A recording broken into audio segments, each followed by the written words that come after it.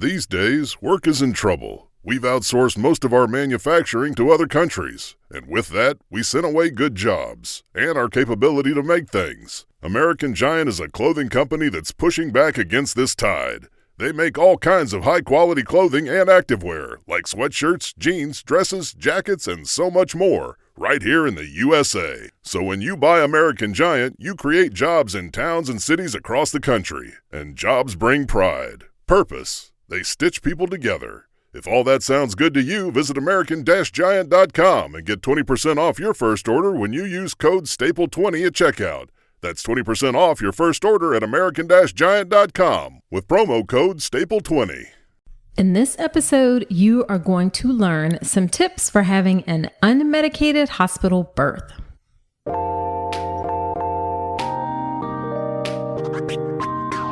Welcome to the All About Pregnancy and Birth podcast. I'm Dr. Nicole Calloway Rankins, a board-certified OBGYN who's been in practice for nearly 15 years. I've had the privilege of helping over 1,000 babies into this world, and I'm here to help you be calm, confident, and empowered to have a beautiful pregnancy and birth. Quick note, this podcast is for educational purposes only and is not a substitute for medical advice. Check out the full disclaimer at drnicolerankins.com/disclaimer. Now let's get to it. Hey, real quick, before we get into this episode, my new and improved online birth course, The Birth with Power Pathway, is coming in May. If you want to feel calm, confident, and actually prepared for your hospital birth, this is for you. The best way to be the first to know when it drops, join my email list at drnicolerankins.com/email. Hello. Welcome to another episode of the podcast. This is episode number 160. Thank you for being here with me today. In today's episode, you are going to learn 9 tips for having an unmedicated hospital birth. This is an episode that I actually initially did over 3 years ago. It was one of the first episodes of the podcast. And from time to time, I like to go back and revisit older episodes as new information comes out, or I learn new things, or I grow in the way that I practice. So we are revisiting those 9 tips today with some additional tidbits of advice. Now, before we get into the episode, let me do a listener shout out. This is to MEH512, and the title of the review says, "Informed and prepared for a complicated birth." And the review says, "I loved Dr. Rankin's podcast. She prepared me for a complicated birth, including a 20-hour labor, forceps, meconium aspiration, and NICU stay in postpartum depression. Because I listened to her podcast, I was informed and prepared for all of those things. I don't know how I would have gotten through it if it weren't for her." Well, first off, I am sorry that you had a difficult experience and had to have all of those complications. But I do appreciate you taking the time to let me know that listening to the podcast helped you through those difficult circumstances. And I hope everything is well now. Now, this brings up the fact that birth is an unpredictable process, and you really want to be prepared for the possible curveballs that come your way. No one can plan birth. You can't plan birth. Your doctor can't plan birth. Your baby has the most control over the birth process, and they don't tell us their plans. But there are some things that you can control about birth, especially how prepared you are with information. So although you can't plan it, you certainly can be prepared for it. And that is what childbirth education will do. If you want unbiased, evidence-based childbirth education, you can do it from the comfort of your own home, on the couch, in your PJs, with your partner, watch it on your TV. Then do check out the birth preparation course. That is my online childbirth education class that'll get you calm, confident, and empowered for your birth. Check out all the details of the birth preparation course at drnicolerankins.com/enroll. All right, so let's get into the episode with tips for an unmedicated birth. So the first thing I want to talk about is, why do I say unmedicated instead of natural? A lot of people say natural childbirth or natural birth, and that's a common term. But the reason that I say unmedicated is because that's what it is. People are talking about having birth, or giving birth rather, without an epidural or even without any medication at all. So it really is unmedicated birth. And also, all birth is natural. Procreation, continuing our species, all of that is natural. The way that you manage pain during your labor doesn't affect whether or not that birth is natural or not. It's still a natural process, regardless of how you manage pain, and also regardless of how your baby gets here. Some people also say the term natural, and what they mean is vaginal birth, even vaginal with an epidural. But really, all birth is natural, and we call things what they are, so we know that we're all talking about the same thing. So vaginal birth, unmedicated birth. I'm going to be talking about unmedicated vaginal birth in the hospital in this episode. Okay? All right, let's get into it. So the first tip is, what is your motivation for having an unmedicated birth? Do you want an unmedicated birth because it seems to be the popular thing to do? Do you want an unmedicated birth because you have beliefs about women who do not use pain medication in labor, like somehow they are stronger? Do you have certain beliefs about women who do use pain medication in labor, like somehow they are weaker? Is your decision being influenced by people around you? Like, is your mother or your sister or a friend saying, you better not get that epidural because of X, Y, and Z reason? I want you to be clear on the motivation for an unmedicated birth, and that it is your decision to make, okay? You may seek the opinion of others, but it is ultimately your choice. And there's no right or wrong answer to this. Don't let a blog or a friend or an Instagram post make that decision for you. It can help you in your decision-making process, but the decision is ultimately yours. Because know that things like your strength are not determined by how you manage pain and labor. Now, don't get me wrong. Having an unmedicated birth takes a tremendous amount of strength. But if you choose to give birth with medication, that doesn't mean that you aren't strong. Like, how you manage pain and labor is not the single determinant of your strength as a human being, as a woman. Okay. You are strong regardless of how you choose to manage pain and labor. So really just take a step back and think about why you want to have this unmedicated birth, and if it's really something that you want for yourself. When it's something that you want for yourself, that's how you're going to set yourself up for the best chances of success. Okay, number 2, what is your level of commitment to having an unmedicated birth? Do you mean that you want an unmedicated birth as long as it's not too difficult? You just kind of want to play it by ear and see how things go? Or do you mean that you are ready to dig deep and scrape the bottom of your soul to give everything in you because you really, really want an unmedicated birth?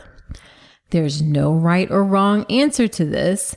The point for this question is that your level of commitment becomes important if, or when, I should even say, your labor potentially gets tough. Will you be okay with, you know what, I went as long as I could, I'm gonna get an epidural and I'm cool? Or will you need your support people, whether that's your partner or doula or even the nurse or your doctor, to help you push through because it's so important to you, and remind you that this is something that you really, really wanted to do? Because actually, sometimes that support, when you're in those difficult circumstances, that push, that encouragement to keep going forward, can be just what you need to get you over the hump, to get you over that little speed bump. So that can be really important to have the people around you supporting you. So that's why I need you to think about it. Let the people know so they can assist you accordingly, because it really can make a difference. All right. Number 3, unmedicated birth generally requires preparation. Now, there are some people, a few people who come in and they just have a baby and it's not perceived by them as being particularly painful.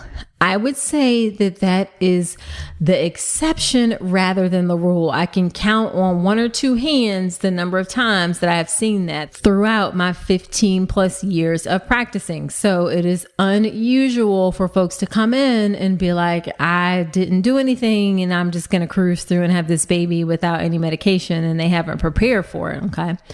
So unmedicated birth generally requires some preparation. Now, the level of preparation will vary. All right. You may need to read some books, and that's okay with you, and watch a few YouTube videos, or maybe you take a class that is specifically geared towards unmedicated birth.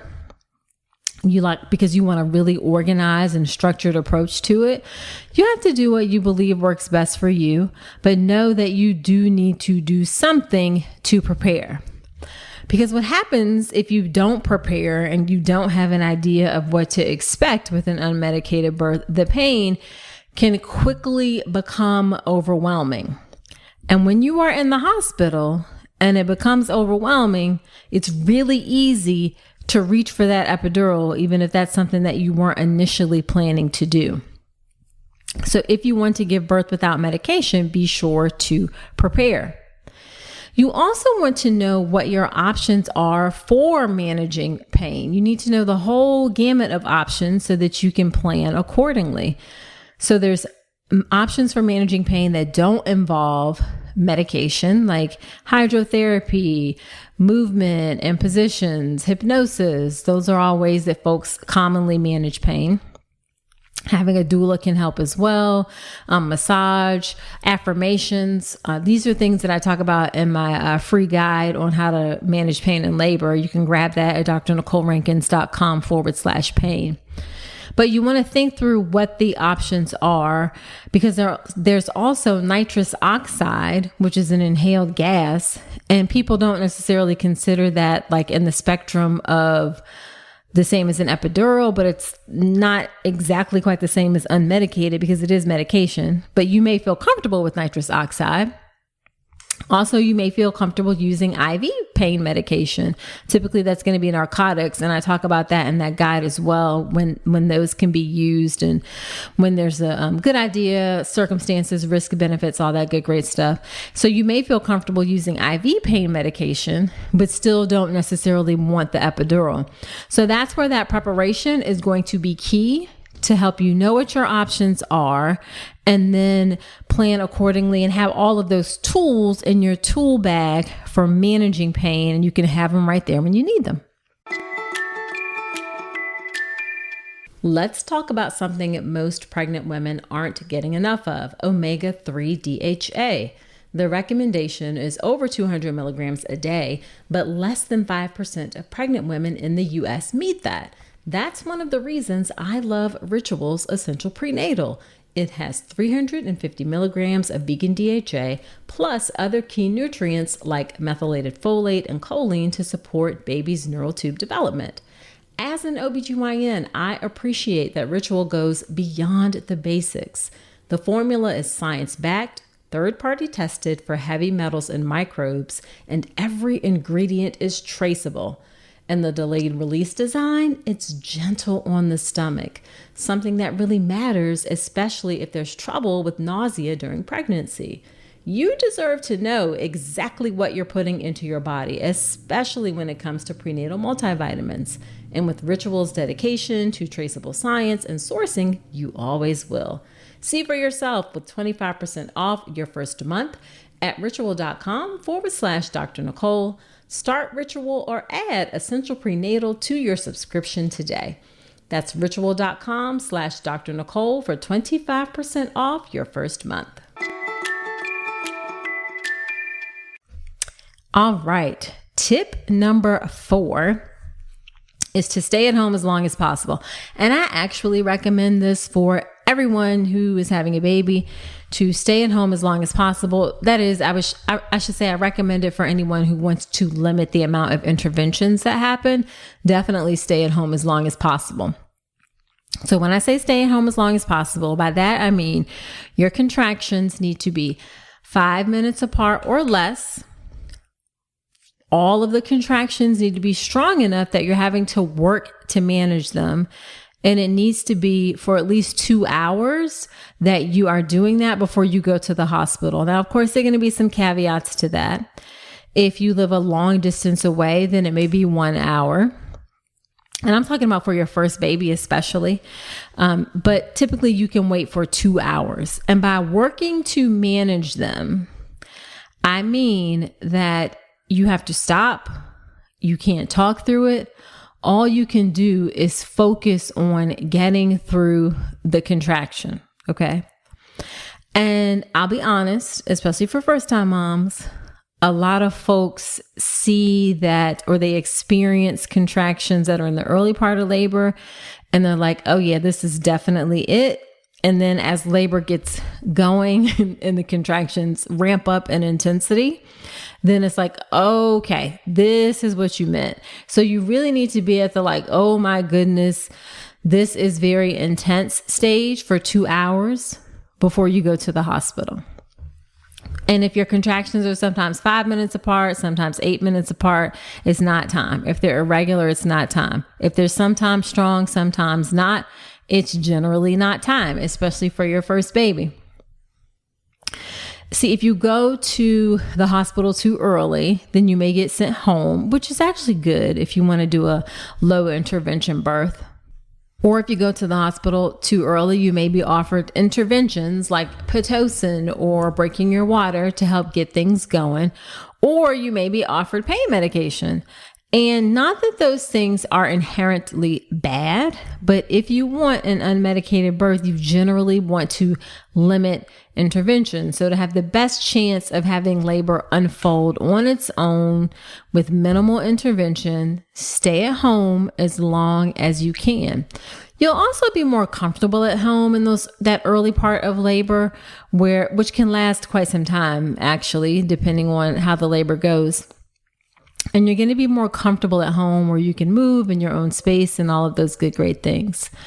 Now, I know there's always that thing in the back of people's mind where people are worried that, oh my God, I'm going to have my baby in the car if I stay home too long.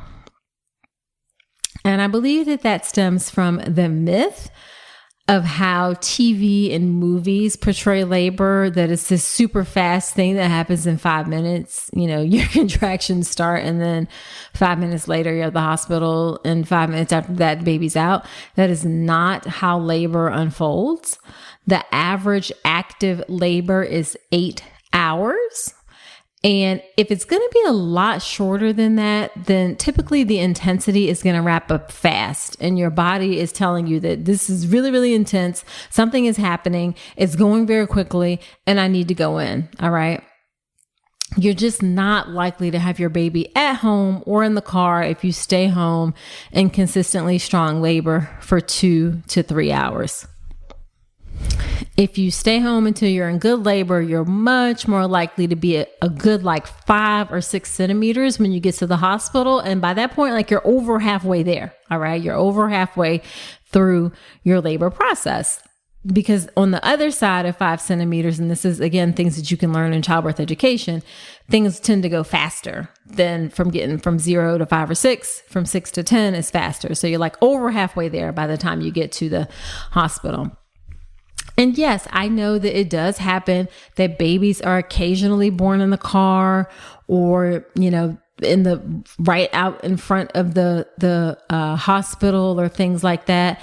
But honestly, those babies often come so fast and furious. It's not a whole lot that anybody could have done to get to the hospital fast enough. Those babies are just coming. It's not that people are sitting at home for hours and hours and hours. It's just that things hit so quickly and those babies come quickly. So again, you are not likely to have your baby in the car. Stay home as long as you can.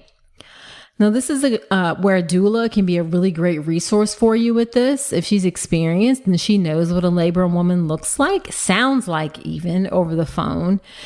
I would say it used to be more frequent that doulas would maybe come to your home in the early part of labor. I'll be honest, I don't see that happen as much. Most often I see that your doula will talk to you on the phone and help you think through what's going on, which is perfectly fine because you can actually tell or get a sense for how people are managing labor by listening to them going through a contraction. If you go through a contraction and you're still talking and having a conversation, then you're probably not in active labor yet.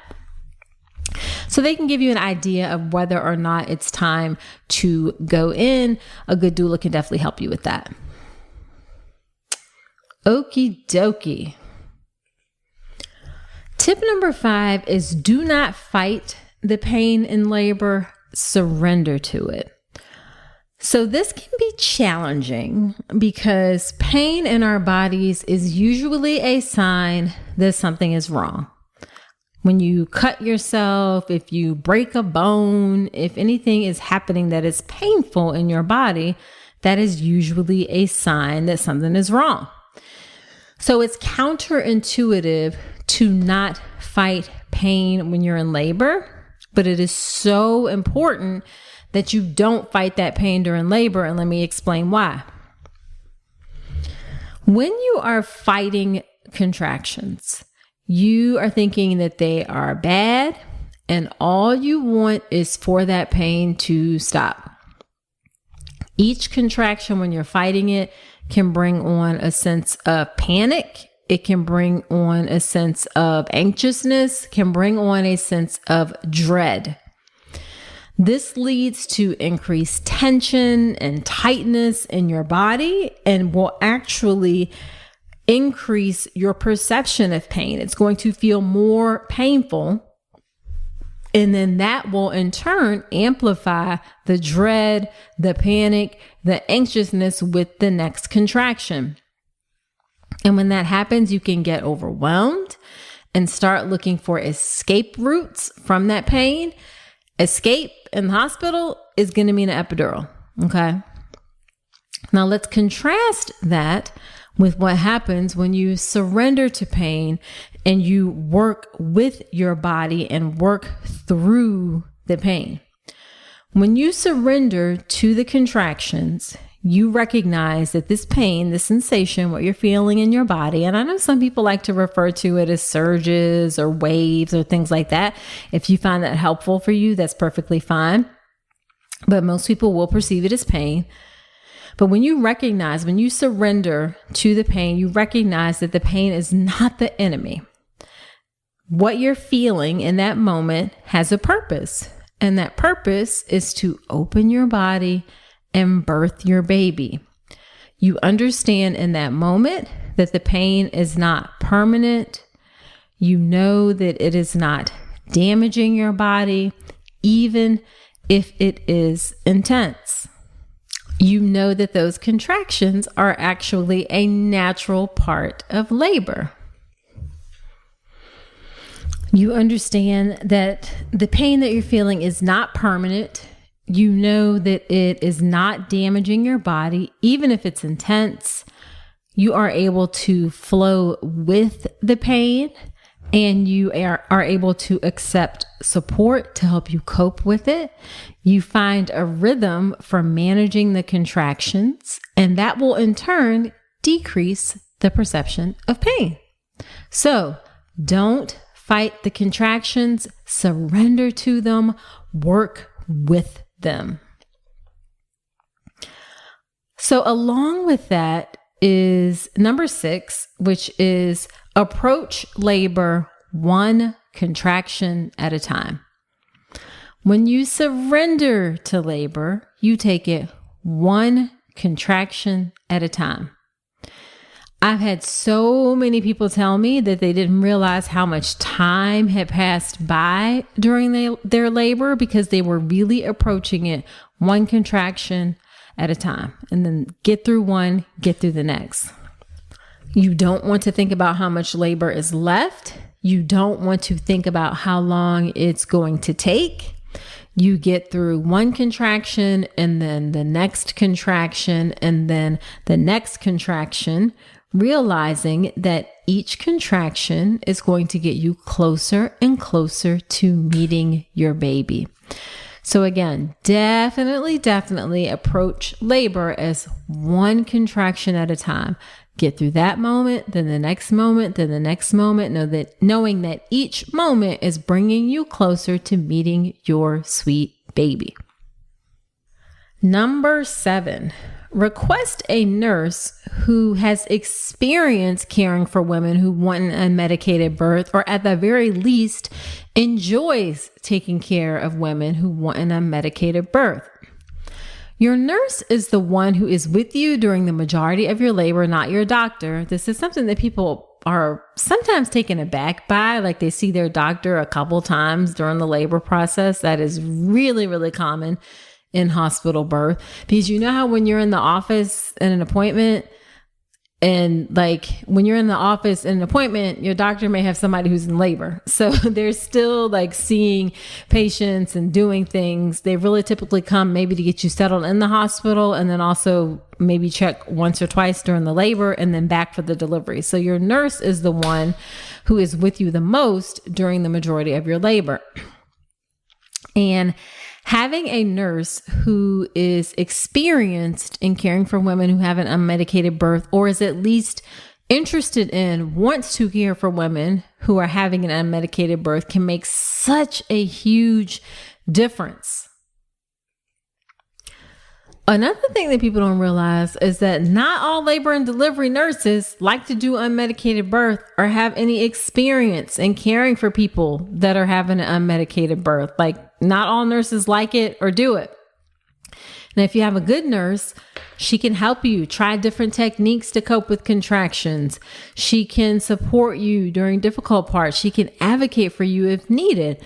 A good labor and delivery nurse who's comfortable with unmedicated birth is going to encourage you to get up. They're going to encourage you to walk around. They're going to offer you to get in the shower. They're going to do different positions with you. They may know things like spinning babies techniques, which will help get the baby in a better position. So definitely ask for a nurse who has experience caring for women who want an unmedicated birth. And along with that, you actually want to know, or maybe have a sense, you can ask your doctor, like, how does the hospital, or call up to the hospital and ask, like, how many people give birth there who don't do, who do it without an epidural? You want to be in an environment where there are people who are comfortable taking care of folks who have an unmedicated birth, because it's just so much better if you have that nurse and if you have that hospital who is comfortable with those things. Number 8, politely request that no one offers you pain medication, that you will ask for it if you need it. You really want to be in control of the decision to accept pain medication, and you don't want someone in your ear saying, like, do you just want to get the epidural? Do you just want to get the epidural? Do you just want to get the epidural? Because that's annoying and it throws you off of your concentration in your game. So tell people that you will ask for pain medicine if you need it. You don't need them to bring it up. Okay, and then the last thing I will say about giving birth without medication in the hospital is that if you change your mind and you decide to use pain medication, if you decide to get an epidural, that is okay. That is okay. There is nothing wrong with that. You are not a failure. You are not weak. You have grown a whole entire human being inside of your body. And that is pretty freaking spectacular. There is nothing that is a failure about that. And how you manage your pain during labor does not take away from that spectacular display of growing a baby. So if you decide that you want to get IV pain medication when you thought you weren't going to do that, that's fine. If you decide that you want an epidural, that's fine. Perfectly okay. If you change your mind, don't beat yourself up. It doesn't say anything about you other than you changed your mind. Okay. Remember, how you choose to manage pain and labor is not a reflection on your character, on your being, or anything like that. All right. So just to recap those 9 tips for an unmedicated birth in the hospital. Number 1, think about what is your motivation for having an unmedicated birth. Make sure it is something that you want to do. Number 2, what is your level of commitment to having an unmedicated birth? So you know that you have the right support with you for your goals. Number 3, unmedicated birth requires preparation. It is not typical that you can just stroll on into the hospital and have a baby without medication. You got to be prepared. Number 4, stay at home as long as possible. You want to be in good, strong, active labor by the time you get to the hospital.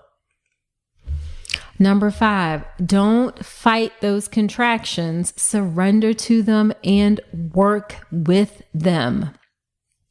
Number 6, approach labor one contraction at a time. Get through one contraction, then the next contraction, then the next contraction.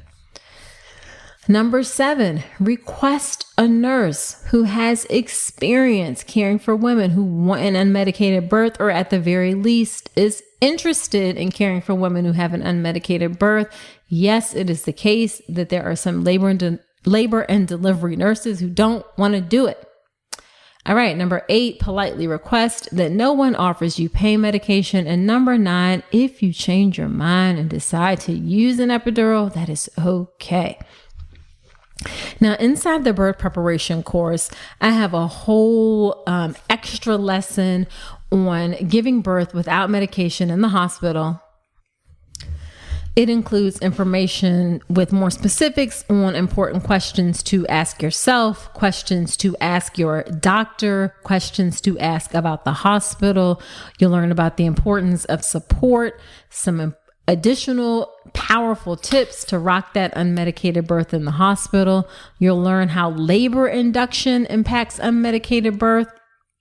And then tons more detail about medication-free pain management techniques, including a downloadable guide with illustrations, description of techniques you can use.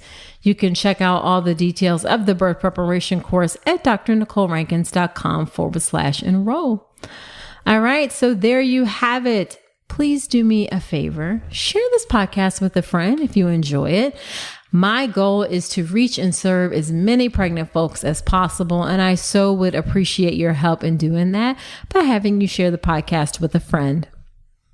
Also, be sure to subscribe to the podcast in Apple Podcast or wherever you're listening to me right now, and leave me a review in Apple Podcast. I love to hear what you think about the show, and I do shout outs from those reviews.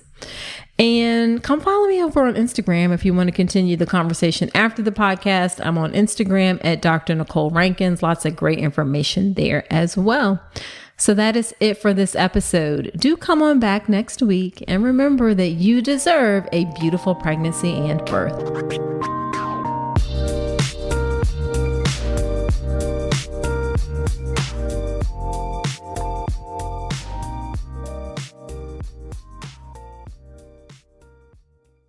Here in America, work is in trouble. We've offshored our manufacturing, sent away good jobs, and lost so much ability to make things. American Giant is a company that's pushing back against this tide. They make high-quality clothing, sweatshirts, jeans, dresses, jackets, and so much more right here in the USA. Visit American-Giant.com and get 20% off your first order when you use code STAPLE20 at checkout. That's 20% off your first order at American-Giant.com, promo code STAPLE20.